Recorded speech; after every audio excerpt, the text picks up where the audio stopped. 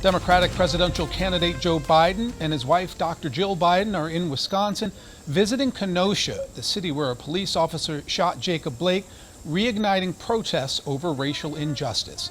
Good evening, I'm George Smith. Amber has the night off. As soon as the Bidens got off the plane, they went straight into a meeting with the family of Jacob Blake. The meeting was private, so cameras were not allowed inside. We know that Blake's father, sisters, brother, and legal team were there. Blake himself, his mom, and his attorney, Ben Crump, also dialed in. Crump had this to say about the meeting.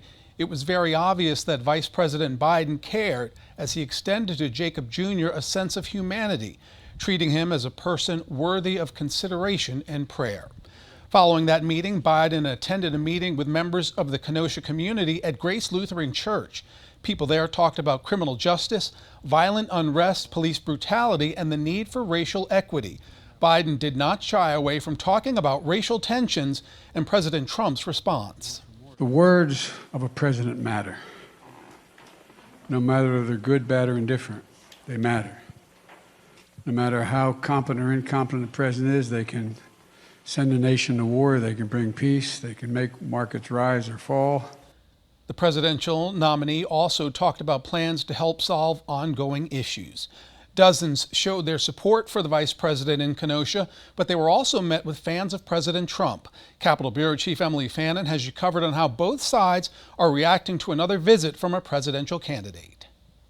Joe Biden supporters were met with some opposition by President Trump supporters here outside the courthouse in Kenosha. While there were disagreements, many participated in peaceful conversations. Both sides have their opinions and their arguments, and everybody wants to be heard.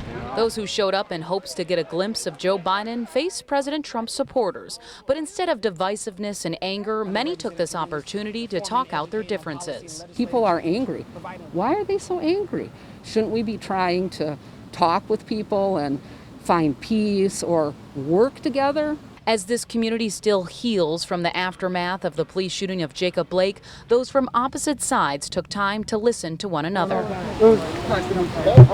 Biden supporters are hoping the former VP's visit will bring more people together and believe President Trump's rhetoric is making matters worse. The whole world's watching, and we're just getting more divided, and we're not really doing anything to solve anything. Trump supporters are still frustrated that Democrats blame the president for causing riots and violent protests. I just feel like they're putting all the blame on Trump and say it's Trump's fault that these riots are happening when the governors and the mayors of those cities where it's happening don't step up to the plate.